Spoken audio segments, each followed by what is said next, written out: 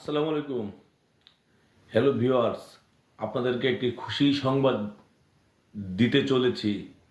সেই খুশির সংবাদটি হলো ধৈর্য ধরতে হবে। এই ফেসবুক প্ল্যাটফর্মে কাজ করতে হলে ধৈর্যের কোনো বিকল্প নাই। ফেসবুক আপনাকে ধৈর্য পরীক্ষা নিচ্ছে। এই ধৈর্য পরীক্ষা যারা পাশ করবে তারাই উত্তীর্ণ হবে। আজকে দেখুন, ভালোবাসা কত কিছু মধুর হয়। আজকে এই ভালোবাসার কারণে আমাকে একজন স্টার গিফট করেছেন, ভালোবাসার ফুল দিয়েছেন। একটি নয়, 10টি।